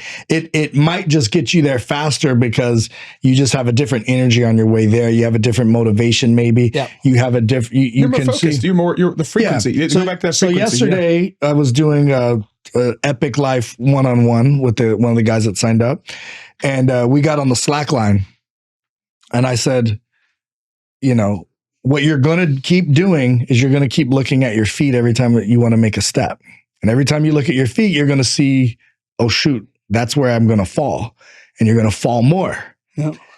If you look at a focal point at the tree or at the end of the slack line where it meets the tree, now you're looking at the destination where you want to go. Looking at that will cause you to fall less. And so that's kind of a metaphor for life, is that people are like, what do I got to do today? What do I got to do today? Let's stop for a second, read the goals, or look at the vision board, or maybe the vision board is on your phone, or remind ourselves, what are we doing this for? What's the big picture? Okay. And now we're going to wrap around towards the big picture. And it was like a perfect metaphor for like, you look down, you're going to fall. But if you look ahead, you'll have enough motivation to where if you fall, you're quick to get back up, but you fall less when you're focused on the outcome. I love that. Oh, I do. I love that. I love that. I mean, that nugget. And then of course the zip code nugget. That's the whole purpose behind what we're doing here. Well, I mean, that to me makes the most sense. So for me, it makes sense only because I think a lot of times we build I remember I think, I don't know if I told you, but I know I talked about it here, where I was cheating on a geography test in 6th grade. Mm-hmm. And when she caught me, she said, hey, you're cheating yourself, blah, blah, blah. The typical, like, you cheating thing. And in 6th grade, so what, 11? Yeah. Maybe 11? Yeah. 11, 12. Yeah. I said, I don't know why I need to know the capital of California or Vermont. I mean, I'm never going to go to these places. Like, I'm from South Carolina, around the corner. Like, I'm never going to leave here. Yeah. And most of my friends I grew up with never left 50 miles from when they were born. Years old. Yeah. That's my commentary on my future, is that. So for me now, knowing how much that set me back, thinking just in my head that this was the box I was built in, that's all. This is my playground. When people ask me now, like, what's the focus now?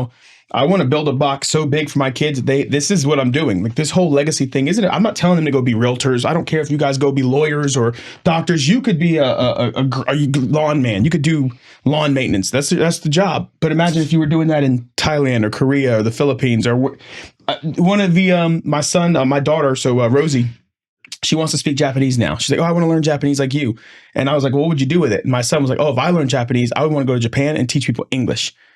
And I was like, why would you want to do that? He's like, it'd just be so fun to do, like, live in Japan and teach people English. And I'm like, that would be dope. That would be, that was the plan. It's funny because as he said it, I could feel my fatherly tear kind of building up in the corner. I'm like, that was my vision once. but for me, the definition of success, in the definition of, like, I am succeeding, regardless of how many failures we've got on the tally, or how many times I haven't been confident, which means I haven't kept the promise.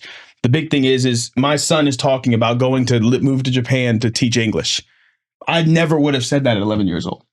Yep. I never would have. Yeah. I never would, in my wildest of imaginations, I never would have said, oh, I'm going to live in a foreign country and do this fun thing, or I'm going to go become a real estate agent so I could travel around the world. Like, not even anywhere on my mind. Yep. So, yeah, 100%. Well, I appreciate you, man. I appreciate you coming on. I'm super excited about Epic Life. If for the people that are watching at home, for you that are listening, where can we find you? If I wanted to connect to the Epic Life, I wanted to connect to Jason Stewart, what would be the best ways to do it? My Instagram, I'm most active on. It's just Jason O. Stewart. So Jason Stewart. What's O. Stewart? Is that like, oh my God, he's so handsome? Omar. My middle name is Omar. Oh. So I just put Jason O. Jason Stewart is a super common name. Yeah, I can imagine. Super. So I think Jason was the most popular name in America the year after I was born, and it was like second the year I was born. So like that whole several years, and it's still kind of popular. And then Stewart is like was the 13th most common last name or something like that. So combined, it's like a really common name. So I throw my middle initial in there, Jason O. Stewart. Epic Fighting is on, I think on TikTok it's Epic Fighting MMA, but Instagram, everything else, it's just Epic Fighting. Yep. And then all of my other companies, the profile is on my Jason O. Stewart. Okay. So Jason O. Stewart's the best place to start. I'm on TikTok. Yep. I'm on all of those. Facebook? I don't know. I think I'm hard to find on Facebook. I don't know. We're too old for Facebook, right? Yeah. Am I right, youngers? No, I'm not saying we're too old, but like, am I right? Facebook's kind of like the forgotten child. You know what I mean? You probably have it because you have to have it to get an Instagram account. I think I used to be super active on Facebook. Yeah, Facebook was my Facebook was my go-to, and I was like, "Why are you guys on Instagram? That makes no sense." And then once I started posting a little bit on there, I don't know how it's slowly shifted. And it's crazy because even though on Instagram I have more followers, and Facebook you're only allowed 5,000. The cool thing about the 5,000 is I hit 5,000 pretty quick, right? I was just accepting everyone, requesting everyone. But then it was like, oh, I'm full. Hey, I tried to request you, but you're full of 5,000. So I would delete like 50, and then I would get all these requests. And then if you have 100 requests, you can only accept 50. And then I'd go through who's someone who maybe I don't know that well or haven't been active with. So after years of doing that, those 5,000 was like a really solid, all of them engaging type of thing. Exactly. And so whenever I would post on Facebook, I felt like even though it was a quarter or 1/10 of the people, it it got more engagement sometimes. 100%. Yeah, because a lot of people on Instagram like looky loos, but Jason. Okay, so Jason Stewart. We got Epic Fighting next week, so I'm super stoked for that. November 21st. Oh, I'm sorry, 2 weeks. 2 weeks. Yeah, and then we got November 21st is Epic Fighting 63. 64 is February 20th. It's usually on a Friday, usually like the third Friday of that month of the quarter. We have one every quarter, so February, May. You didn't come last time. What? You didn't come Epic Fighting last month. Yeah, you got. I would have allowed him out last quarter. You didn't come. I'll be there. 21st? Yeah, I believe so. You better be there. You better be there, bro. Friday, right? Yeah. Better be there. I'll be there. Be there. Be square. We're out of sponsorships, I believe, but we have legacy tables. So legacy tables is basically you just put the table on layaway and you commit to it for the whole. You have it every event. You don't just buy one table. You have it every event, and we go ahead and print your name. We can throw your company name on it too. They give away merch. Yeah, everyone who has a legacy table, we give them merch. We usually give them like a jumpsuit with the Epic everything. If you notice, I got the logo on the pants. When do I get to get my tattoo again? When do I get to go back to getting tattoos at the event? You can go today if you want. Today. So the tattoo store, my boy Chris, he's inside of, they're our newest TV sponsor. So I got a guy that'll do it 24/7, 365. He'll just do a tattoo for you. And everyone can get the Epic tattoo for free there. And he'll give you, because he's so confident in his work, he's confident that you'll come back and get more. But he has a tattoo shop inside the Harley Davidson store. It's so sick. It is so smart. I mean, what do sick. bikers usually have? Tattoos. They got tattoos. And there's a barber. There's a barber shop right next to it. Oh, snap. Okay. The one off of Marino? The one off of Marino. So it's a new owner. He just took over last year. He's from Hawaii. Dan. And this guy's smart. I talked with him a little bit. He has like a whole setup like this, a whole media company. He's had it for a long time. And he's smart. You could tell that he's going to take that Harley to a whole nother level. Okay, that's cool. But everybody go check out Chris at the tattoo store. Get your Epic tattoo. You can get any tattoo. You can get like a couple $100 tattoo, whatever, on me. Just go over there. Right here behind my ear, get a little E. Did you not get the E tattoo yet? Hell no. I got that. What is wrong with you? Go put branding on me. Why would you not get the E tattoo? What is? Do you want to be Epic or not, bro? I do. I want to be Epic. What? How long? An Epic tramp stamp? Are you want to play small? Or you want to play big? You trying to live a regular life? Or you trying to live an Epic life? Epic E life, right? Just right there. Just right back here. You know, main event Maddie just got it on his neck right here. Oh, that's a good way to get it right there. He there. has to go back and get it filled in now, like the outline, but he got it right there. Oh my God. We were just on a podcast. I was like, look up, bro. He looked up. It was a big old E right there. Oh, fuck. I'm going to get it when you get it. So we would this ain't me. We would have 20 people lined up every event to get the Epic tattoo. People would get tattoos. But we usually could only get through 10 because it takes time. Oh yeah, it takes at least 30-40 minutes probably per. Yeah. And then some people wanted it that big. A lot of my girlfriends have it on their ankle, but like some people wanted it that big. You see what I'm saying? Like, holy fuck. Why do you walking around looking? Me, Jason, all his girlfriends, I got the little Epic tattoo. We all got the same Epic tattoo in the same spot. You know what? You'll never have to shave again. Just do it on the top of the head. You got you. Hey, listen. Jason's like, fuck I like it. Just do it on the back of the head. Hey, yeah, we can get yours. You can wear a hat over it. No, I got a full head of hair. Isn't that all the more reason why after we shave you the first time? I mean, it's got some great fucking hair. We shave you the first time. You got great hair. We shave you the first time. We etch it in there, the E, and then you hair grow over it. They'll never know. They'll never know. You'll be branded. Like his girlfriends. No, all the homies got them too, bro. So if I ever run into a chick who has an E, I'd be like, man, stay away. Next, stay away. She's mine. She's mine. There we go. Hit him. All the homies got one, bro. Outer Space Passport. He gets one every event. He's got four. I considered. My brother was talking about getting one when he came out for your last one. He was going to get it, and we ran out of time. They did. Yep, he was ready. I was so mad he didn't get one. He's so cool. Him and then Dominique was also going to get one. They were both going to get one. They both wanted one. But now I know to bring him. I'll send him to the Harley guy. He'll 100% get one. Because they got on us for doing tattoos at the resort. they were like, wait a minute, you can't just be giving tattoos. I was like, why? These people are like, no, we have to get all these permits and it has to be an enclosed area. Permit, There can't be food served within a certain amount of time. We didn't know. Taco truck. Yeah. Just blood just splattering all the time. No, he was always inside next to but it was always legit. And it was back against the wall. So it was like not the last fight, but the last so 2 events ago, they made the tattoo people go home. And then last event we didn't have them, but yeah, every event we had it for a few years. Yep. So there was early on people would just get them. So why that event? How come you don't? Are you looking to expand that to a bigger size? What? The epic fighting, the fights itself. Oh no, we love having it there. My thing is, we can squeeze a lot more revenue out of that place. We like the venue. Okay, gotcha. If it's too small, our crowd's not going to fit. So even at the Harley store, we talked about doing it. They got a lot of space, but they also have to put the bike somewhere. So like we've talked about doing it in like places like that. Harder.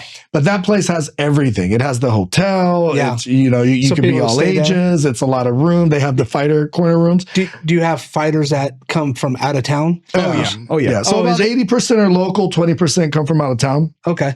But if you get to a venue that's too big, it's not that same feeling. Like when I go to UFC, I fucking love it. When I go to Bellator, I love it.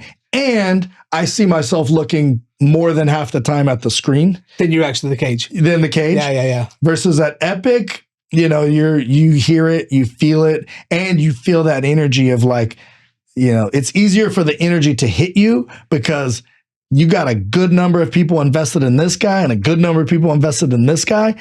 And even the people who weren't invested in any, all of a sudden they are now because of the energy. I am loud. I am loud as hell. Yeah. We even if you don't care who wins, like there's people on the edge of their seat. So we bet. Yeah, we bet in our corner. We have our betting going on. A lot of people have come to me and said, we just went to another promotion and then we came to yours, whether it be the next day or the next month, whatever.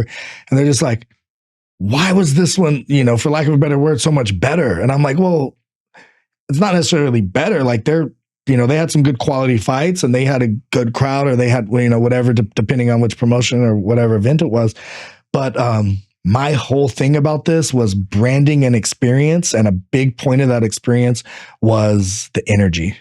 And we've been able to capture that. And we've been able to create that aura of just like, every single person who comes says the same thing. Like, I'll tell them, I can't explain it to you. You have to go. Like, I can tell you how fun, how exciting it is. And you've been to other sporting events. So you're going to pair it to that. Yeah. You're going to compare it to like, I've been to a baseball game. Yeah, it was really fun. I've been to a football game. It was really fun. Yeah, but the fight element is completely different. I was like, when you come here, you're going to feel it's different. It's more fun. And I wanted to brand a very classy experience.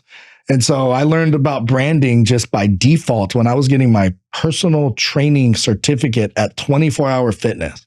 So 24 Hour Fitness talked about branding, and you had to get their certification. Theirs.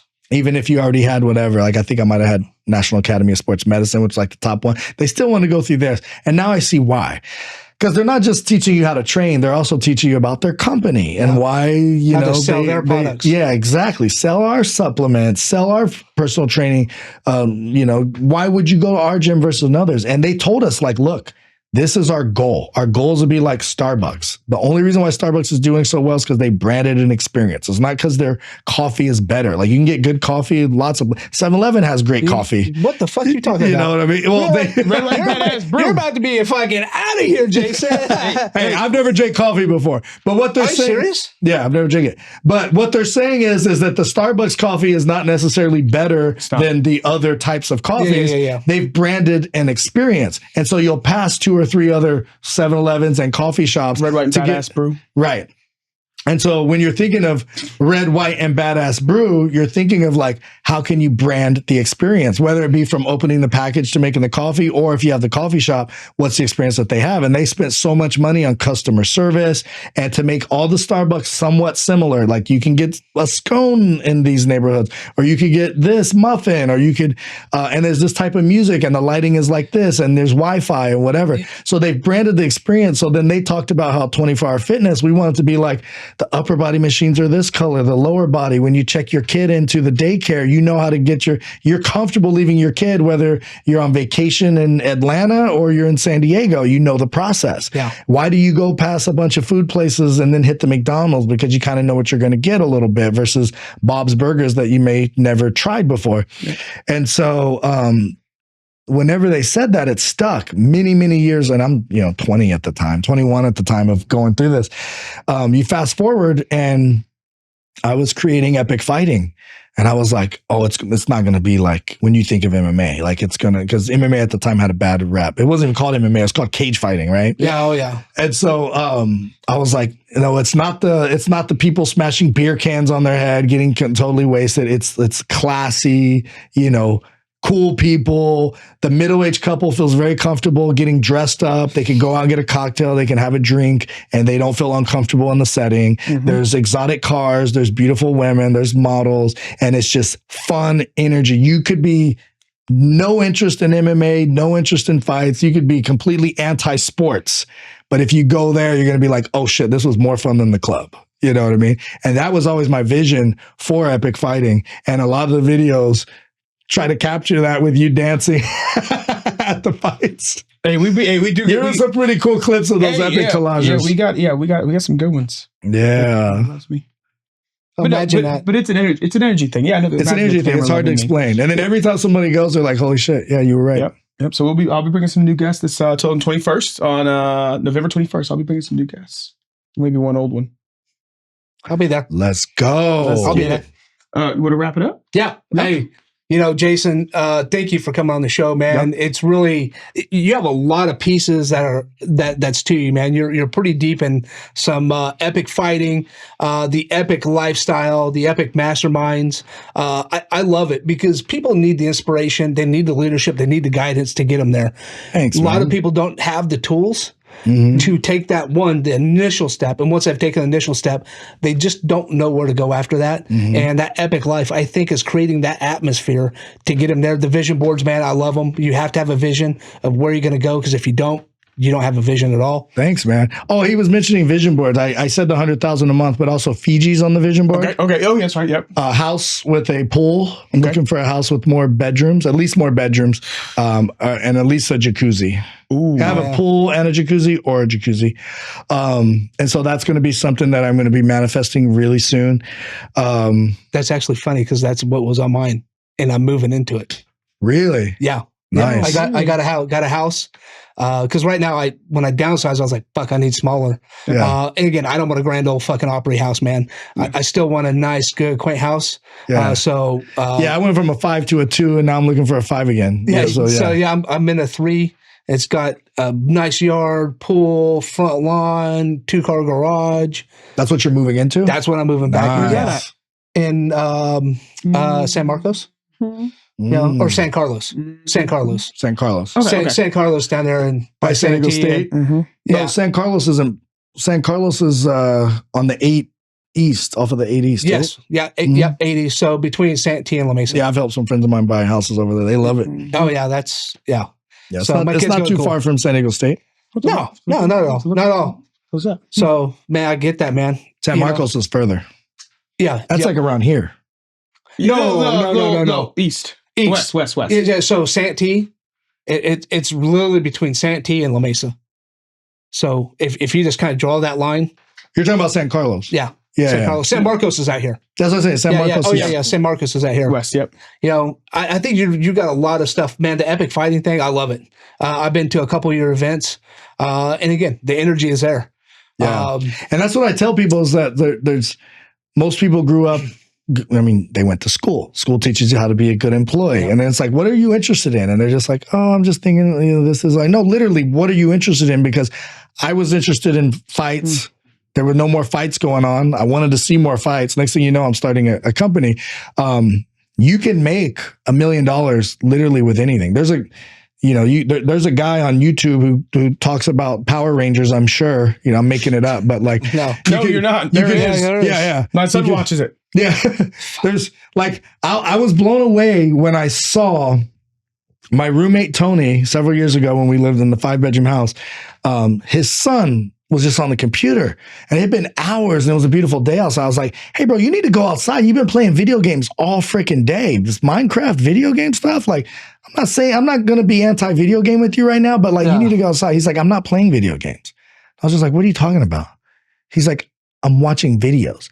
And he's watching videos of people playing video games, and they get millions and fucking millions of views. With this bullshit. So if you think that there's not people out there that like your specific comic book or your Ninja Turtle action figure or your like, you know, what, like, oh, but I'm not licensed in that. You don't have, you know what, you want to make one about parenting and you have no license about parenting. Hey, I want to learn about parenting. You're an expert and you're an expert. Let's talk about it. Next thing you know, you got monetized YouTube page. You've got, you know, a course, a workbook that you had these people help you develop, that they're joining your program. Whatever it is, you can monetize anything now. Like, you can make $100,000 a year quickly, if not $1 million with anything. If you just focus on that thing, there's 11, 12 avenues to monetize any topic, any subject. I agree, man. So if you're looking for more inspiration, go hit him up. Jason O. Stewart on Instagram and Epic Fighting on Instagram. Go check him out. Go check out a fight. Dude, a pleasure having you here, man. And this isn't the only time you're going to be back on the show. Oh, I'm coming back, baby. We're going to get you. And we got a Father's Day episode I wanted to bring you on for. Oh, we got Father's Day. Yeah, we're going to talk about that 2026. Oh, and the people who are watching this from far, you can stream the fights, epicfighting.com. There you go. Buy tickets so you can stream. I always forget to plug the stream. Yeah, I would say, watch it anywhere in the world. I've always wondered if you guys were streaming, but you're not going to get to it. Yeah, that just shows you how bad of a job I've been doing promoting the stream. We've always streamed. We're working on finding him a multimedia, social media guy. We'll get him one who has a branded E on her ankles. Yeah. They got to have the E somewhere. They got to have the E. We appreciate you guys. Thank you for your time. Like, comment, subscribe. And then what questions should we ask them? What is your definition of success? If you guys want to drop us a comment down below. What is your definition of the epic life? What is your definition of the epic life? We'd love to hear. We'd love to talk to you guys about it. Check us out in the next episode. Peace.